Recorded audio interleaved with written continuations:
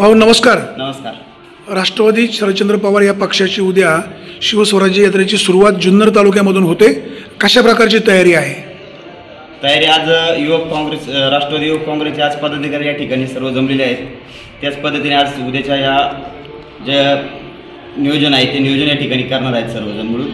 त्या हिशोबाने आज आम्ही सर्वजण या ठिकाणी जमलो आहे आणि शरदचंद्र पवार पक्षासाठी जो कोणी पक्षाचा उमेदवार ठरणार आहे त्या उमेदवाराला आम्ही सर्वजण पाठिंबा देणार आहोत आणि प्रामुख्याने शरद पवार पक्षाचा जो उमेदवार असेल त्यालाच उमेदवारी मिळावी ही आमची आग्रह मागणी राहणार आहे.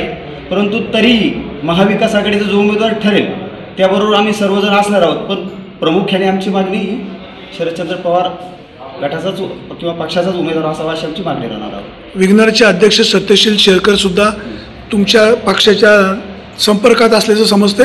जवळीक वाढलेली आहे. ते पवार साहेबांचे रील्ससुद्धा म्हणून व्हायरल करत आहेत. वरिष्ठ जे काही निर्णय घेतील पवारसाहेब जो निर्णय घेतील तो आम्हा सर्व पदाधिकाऱ्यांना निश्चित मान्य राहणार आहे.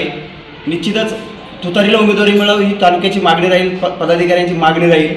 परंतु उमेदवारी उभाटा गटाला गेली असता काँग्रेसला गेली असता आम्ही सर्वजण महाविकास आघाडी म्हणून एकत्र काम करणार आहोत. नाही, पण अनेक कार्यकर्ते म्हणतात की बाहेरचा उमेदवार आयात नको. मग आता सत्यशील शेरकरांचा पक्ष काँग्रेस आहे, मग ते तिथे तुमचं सूत्र कुठं जाणार? साहेबांचा आदेश हा सर्व काही मानून आम्ही काम करणार आहोत.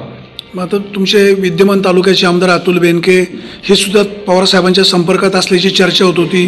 काही शिष्टमंडळ भेटलं तिकडे पवारसाहेबांना, ते म्हणाले आपण योग्य वेळी निर्णय घेऊ. काही लोक त्यांना विरोध करतात. मग ते कसं? पवारसाहेब जो निर्णय घेतील त्या निर्णयाबरोबर आम्ही निश्चित राहणार आहोत. छोटी मतात हे प्रत्येकाचं असतं, पण आमचं मत आम्ही निश्चित आहोत की शरद पवार साहेब जे सांगतील, ज्या गटाला उमेदवारी जाईल, ज्या पक्षाला उमेदवार जाईल, महाविकास आघाडी म्हणून आम्ही त्यांचं निश्चित काम करणार आहोत. म्हणजे अतुल बेनकेंना शरद पवारांनी जर त्यांच्या पक्षामध्ये घेतलं आणि अतुल बेनके तुतारीच्या चिन्हावर उभे राहिले, पवारसाहेबांनी संमती दिली तर ते तुम्हाला मान्य? पवारसाहेब म्हणतील तेच. हा, म्हणजे पवारसाहेबांनी निर्णय घेतला तुम्ही मान्य कराल?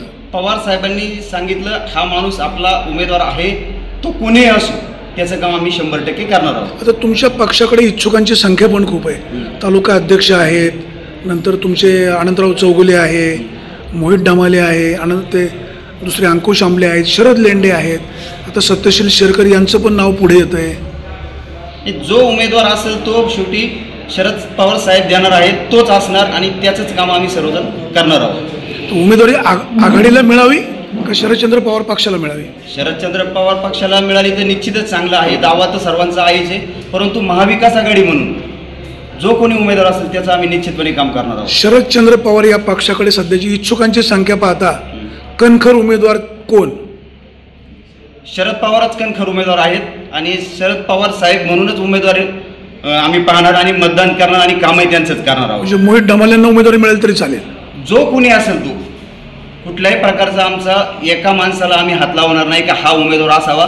जो उमेदवार असेल शरद पवार साहेब देतील, उद्धव साहेब ठाकरे आणि काँग्रेसची. विजयाची कारण काय? विजयाची काय कारण? विजयाची कारण असं आहे की आत्ताच आपण पाहतो झालेली लोकसभेची निवडणूक आहे, त्यात चांगलं असं मताधिक्य आपल्याला मिळालेलं आहे. त्यातून महत्त्वाचं कारण असं आहे की भाजप सरकारने ना वेळोवेळी शेतकरी विरोधी धोरणं राबवलेली आहेत आणि त्यामुळं शेतकरी नाराज आहे. आज शेतकऱ्यांची जी नाराजी आहे ना ती उफाळून आलेली आणि तोच पॅटर्न ह्या विधानसभेला तो तसाच राहून महाविकास आघाडीचीच सत्ता येणार आहे.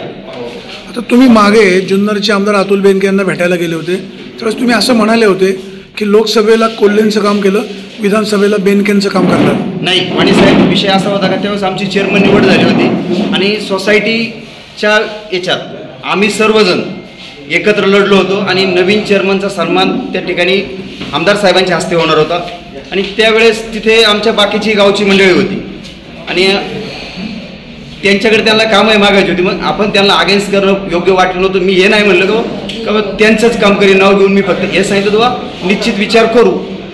तुम्ही स्पष्ट बोलले होते लोकसभेला कोल्ह्यांसोबत, विधानसभेला बेनकेंसोबत. हा प्रश्न व्हिडिओ पण आहे. हा प्रश्न तुम्ही विचारला. प्रश्न विचारणं बातमीदाराचं कामच आहे. पण बरोबर जी मंडळी होती व त्यांना अगेन्स्ट करणं योग्य वाटलं, त्यांना खुश करण्यासाठी बोलले. 100%. आता कोणासोबत? महाविकास आघाडी बरोबर.